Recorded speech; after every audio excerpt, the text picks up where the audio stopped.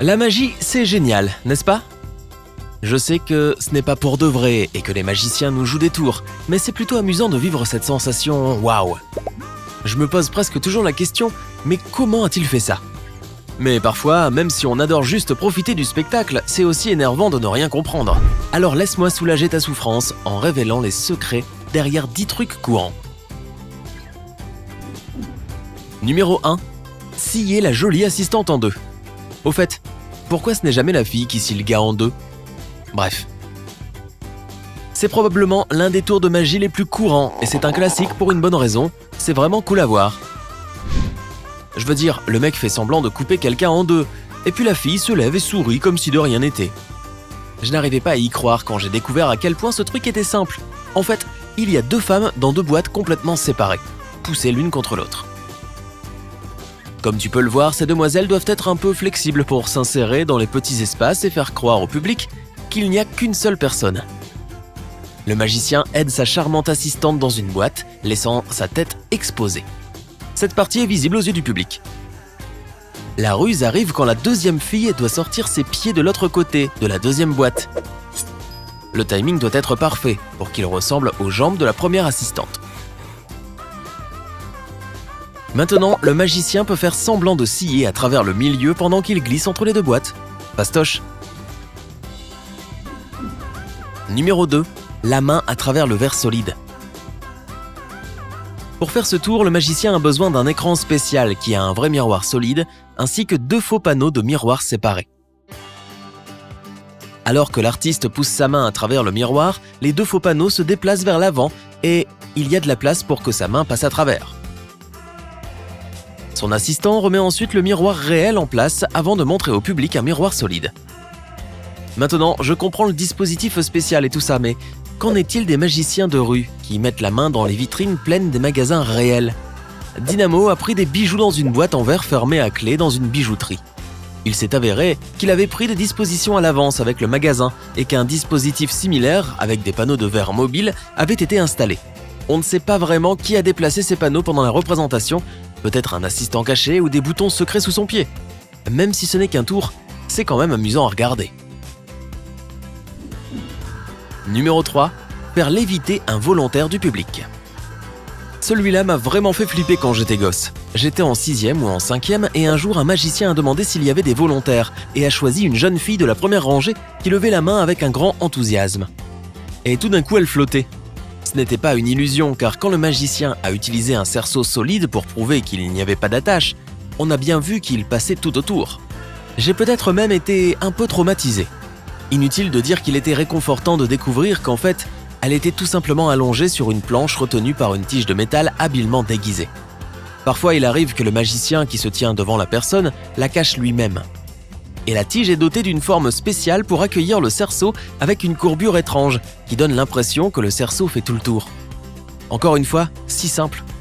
Je commence à me sentir un peu bête d'être tombé dans le panneau. Numéro 4.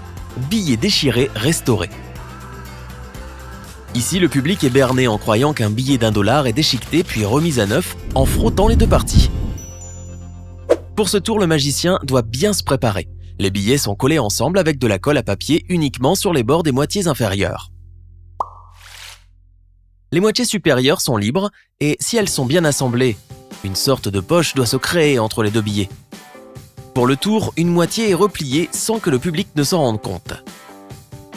Le premier billet est ensuite déchiré en deux, et le morceau déchiré est parfois déchiré plus d'une fois pour convaincre le public qu'il est vraiment. Les bouts déchirés sont ensuite frottés contre l'autre moitié et glissés dans la petite poche. Le billet non endommagé est ensuite déplié pour révéler un billet tout beau, tout neuf, comme c'est sournois. Numéro 5. Un homme flottant dans la rue. Ce tour a l'air si réel puisqu'il se passe juste là en public. Tu peux le tester toi-même en mettant un pied ou une main sous ou sur l'homme pour trouver une sorte de support caché. Il s'avère que le bâton qu'il tient est le support caché. Semblable à la tige de fer utilisée pour la fille en lévitation sur scène, le flotteur de rue est en fait assis sur une structure de support caché reliée au bâton auquel il s'accroche. Ce lien est caché au public par de longues manches bien larges. Le bâton est également relié à une plateforme pour qu'il n'ait pas à équilibrer la tige de fer, ce qui aurait été une bonne astuce aussi. De cette façon, il peut rester en position apparemment flottante pendant un certain temps avec un minimum d'effort. Numéro 6. Transformer du papier ordinaire en argent. Si c'était vrai, ça ne me dérangerait pas de faire ça comme boulot de 9h à 17h. Et en plus de ça, il n'y aurait probablement même pas d'impôts à payer. Les autorités fiscales regardent-elles cette vidéo? Ah, ok, on oublie. Bon, on dirait que je vais devoir m'en tenir à mon travail actuel pour le moment. Il s'avère que ce tour est assez facile si l'on s'entraîne un peu. Il faut d'abord commencer par plier le billet en un petit carré et le placer dans la paume de la main. Ça ne devrait pas être trop évident. C'est pourquoi il faut de l'entraînement. Pour la représentation, tu prends n'importe quel morceau de papier ordinaire et tu l'allumes avec du feu pour distraire le public. Au fur et à mesure qu'il se désintègre, le papier ordinaire est jeté vers le bas tout en remontant le vrai billet vers tes doigts où se trouvait le papier brûlant. Et voilà, tu l'as. Du papier transformé en argent juste comme ça. Dommage que tu aies besoin d'argent pour faire le tour. S'il te plaît, fais juste attention quand tu essaies ça à la maison. En y repensant, brûler de l'argent n'est pas si difficile. Numéro 7. La carte en lévitation. Ce truc est assez simple à essayer sans te mettre en danger, toi ou quelqu'un d'autre, en jouant avec le feu. L'interprète donne l'impression qu'elle peut faire flotter la carte en utilisant une force magique. En fait, elle place simplement son index sur le dessus du paquet tout en utilisant son petit doigt pour déplacer la carte vers le haut. De cette façon, on a l'impression que l'index fait bouger la carte sans effort. Oh, c'est sûr et certain que je vais utiliser ce tour lors de la prochaine réunion de famille. Numéro 8. Tour de cartes signé. C'est donc celui où le magicien demande à un spectateur de signer une carte, puis il la déchire et elle réapparaît magiquement en parfait état. Ici, tout se joue dans le fameux glissement de la main. C'est lui qui crée l'illusion de la magie. Lorsque l'illusionniste prend la carte signée au spectateur, il l'échange avec une autre carte qu'il avait dans sa poche ou dans ses manches. Ah, mais attends, ça me fait penser au dicton « avoir quelqu'un dans sa manche ». La carte qui se déchire n'est pas celle qui est signée, et la carte originale signée est secrètement glissée dans le jeu pour impressionner le public. Numéro 9. Boîte à disparaître.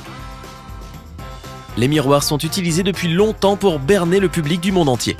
La boîte à disparaître donne l'impression que n'importe quel objet placé dans la boîte peut disparaître et réapparaître d'un simple coup de baguette.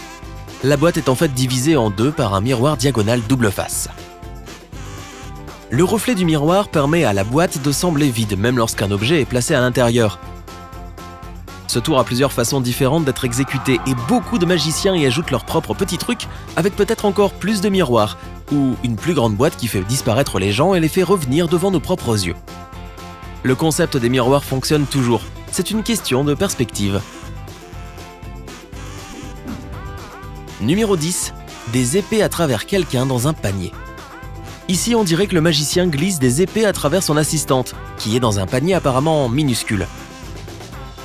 Un drap est jeté sur l'assistante qui entre dans le panier et avec des mouvements dramatiques, comme si elle s'y glissait avec beaucoup de difficulté. Une fois à l'intérieur, il y a en fait beaucoup d'espace pour qu'elle puisse manœuvrer pendant que les épées sont enfoncées autour d'elle. Le magicien commence par ne mettre que le bout de la lame dans le panier pour que l'assistante puisse changer sa position et éviter de se blesser. Certaines assistantes sont des contorsionnistes professionnels qui peuvent mettre tout leur corps dans des paniers encore plus petits, ce qui ajoute un peu plus de tension à l'exercice. Alors, abracadabra, voilà, tu sais tout. Si tu connais d'autres secrets derrière les tours de magie, dis-nous tout dans les commentaires ci-dessous. Révéler des tours de magie enlève probablement une partie du mystère, mais heureusement, les magiciens continuent de trouver de nouvelles façons novatrices de déformer notre perception et de nous piéger encore et encore. Ou peut-être que ce n'est que moi, qu'il berne encore et encore, après tout.